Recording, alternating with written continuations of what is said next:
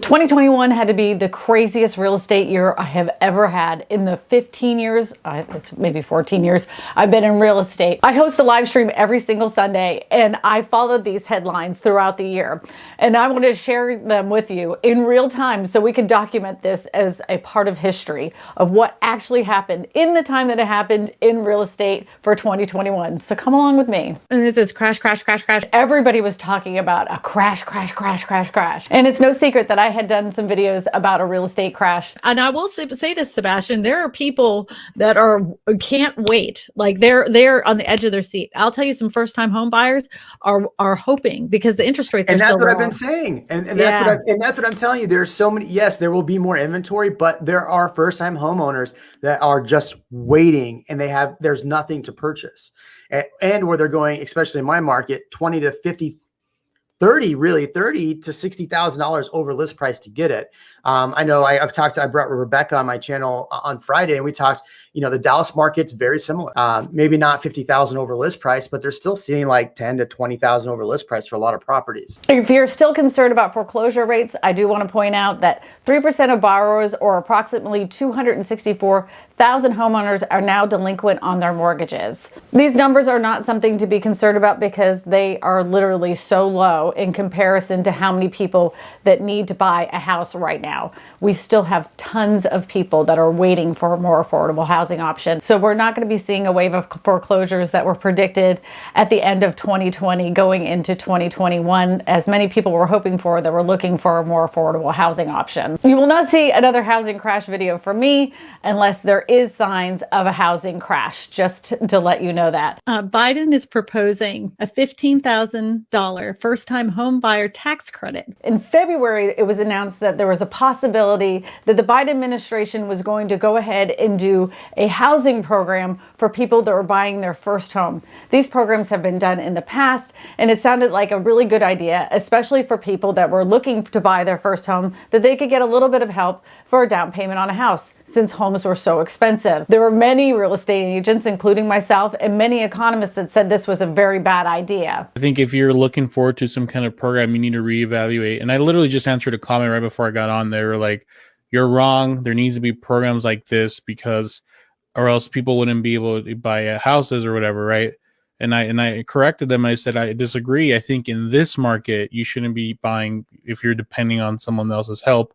Sure, once the market hopefully calms down, then 100% they're good. But it's like the example I use in my video is, it's like bringing a taco truck to my house. Like, I don't need to get fatter. There's already a problem here.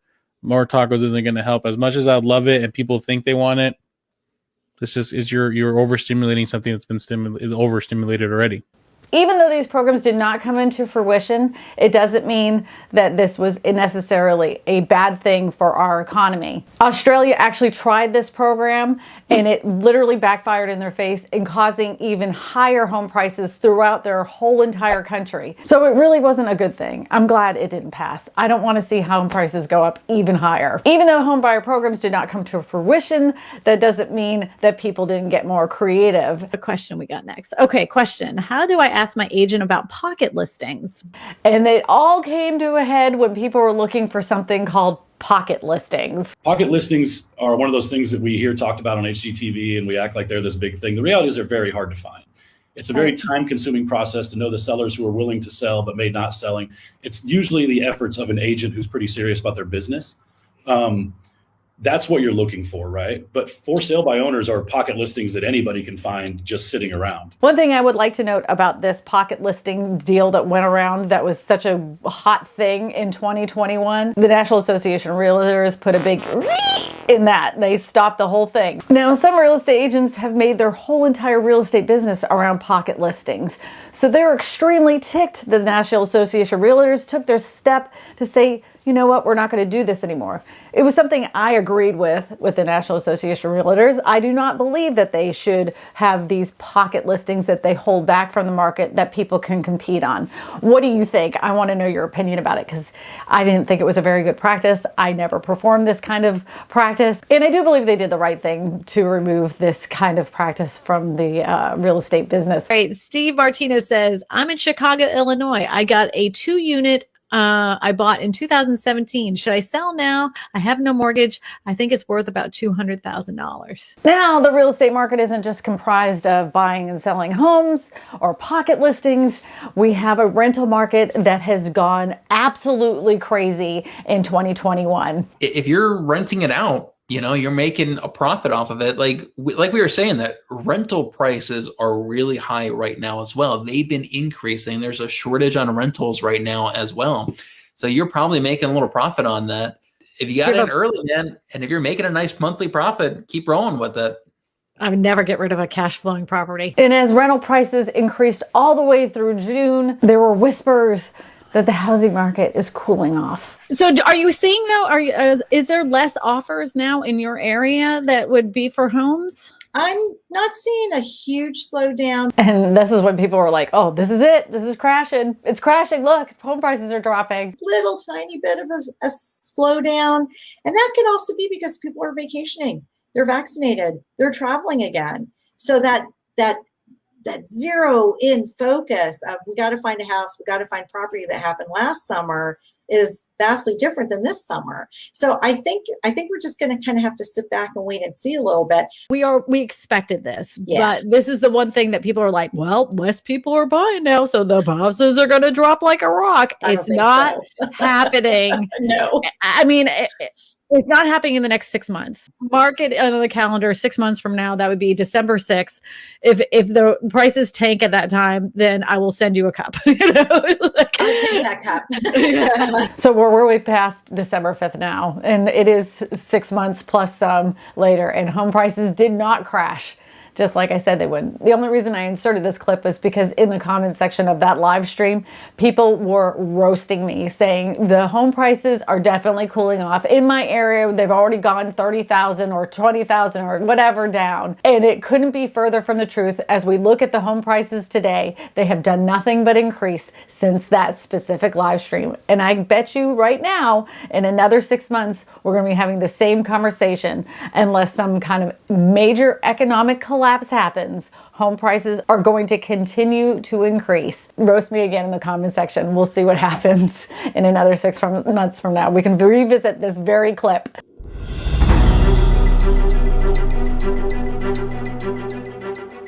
But in June, that wasn't the only thing people were talking about. I have to say, the other thing that people were talking about, BlackRock. All these private equity firms buying up single family properties throughout the United States. The headlines at that time was painting a picture of them basically trying to save the real estate market because they were making these houses look better in dilapidated neighborhoods. And I was saying something completely different. There's two things happening at once, which I find puzzling. People are saying, okay, BlackRock and all these companies are purchasing all these properties and they're making to make everybody renters, and it's a terrible time to buy, telling people not to purchase. Well, if you're saying that everybody's going to become renters and not to purchase, you're actually doing you're doing the same thing at the same time. You're telling people not to be homeowners and allowing investors to continue to purchase up property. Like, right, but they are doing that though. That is a real thing. And me and you actually talked about this months before it ever hit. Months before, because I had said there's an article in here, and that's what these companies were doing, and they were buying them for $1 more foreclosures. And these big companies, these hedge funds, were doing that months before it ever hit the mainstream media. And this was something I had been warning about all the way back in 2020 when I noticed it on the books. And people at that time called me a conspiracy theorist that these private equity firms were buying up homes, and then it made the headlines all over the place. So I wasn't so crazy after all. Now, some bigger YouTubers do maintain that this is not necessarily a bad thing, that these big corporations are buying up homes. This is how we all build generational wealth, is through real estate. And if you steal that from younger people, they're not going to have that same opportunity. And these private equity firms are driving up the most affordable neighborhoods, and it's not going to be attainable for people that have regular jobs to be able to purchase a home. We're going to be a renter's nation. So that was all the way back in July. August, the news had shifted back into rental properties. Instead of selling his house to rent out his property, and received, I think he said 25 applications to rent his property in 2 days. And it was really bad because there were so many people that were promised all this money that was supposed to be coming from the federal government to help subsidize their rental payments. And it wasn't just to help out the people that were living in those homes, it was to help out the landlords as well.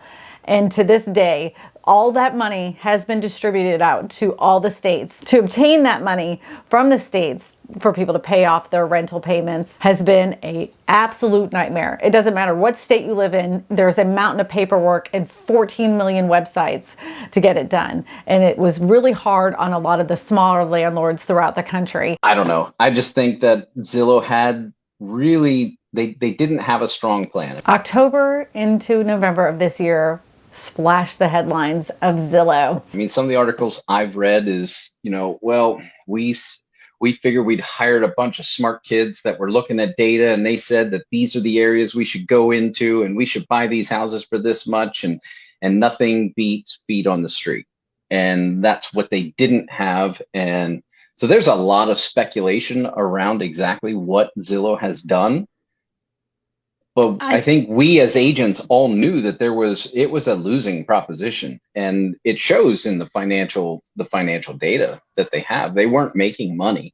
What I found really interesting about this whole thing with Zillow is that's when everything changed, the narrative have changed, and all these reports about private equity firms purchasing up the American dream. They started painting a more ugly picture of what these corporations are doing. I feel like it's a more realistic observation of what these corporations are doing. Now, Zillow did stumble and it failed. That doesn't mean that there's not other corporations that are doing it and doing it well. And they're taking up a lot of real estate, a lot. Why are these private equity firms buying up as many houses as they can? Inflation! Inflation is here, and it's not going away. Like, this is exactly what it is. These big corporations are like, crap, where do we park our money? You don't want to keep it in cash.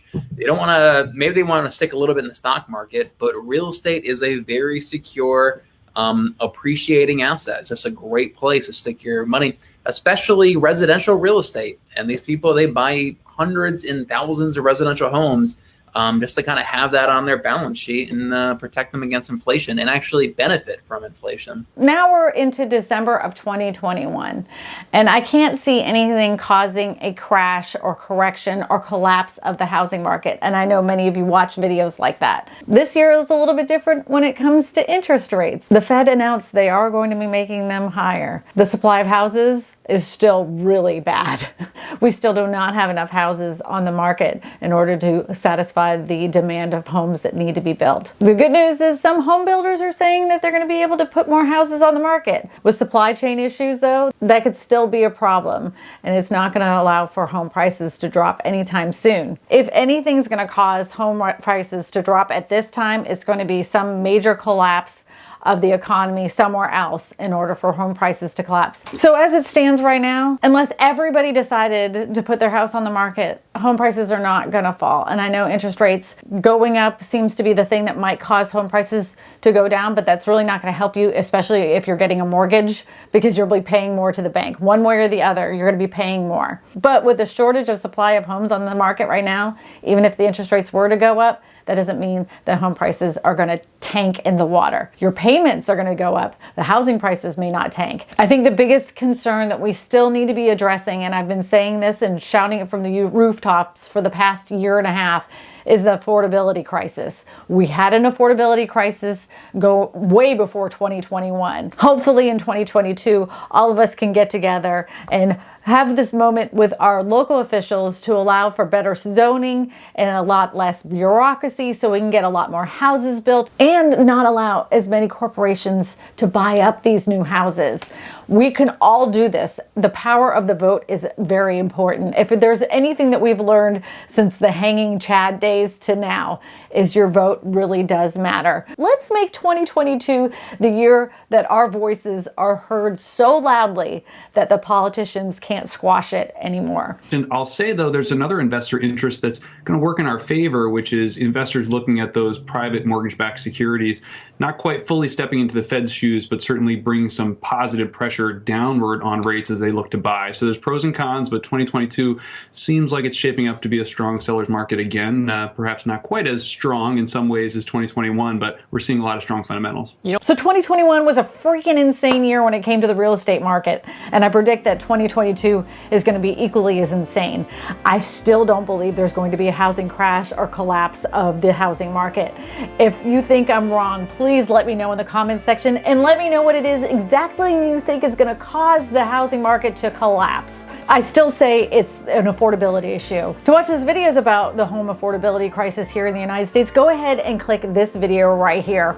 My name is Kristina Smallhorn, your real estate whisperer, and I tell you all this because good real estate information matters. Happy New Year.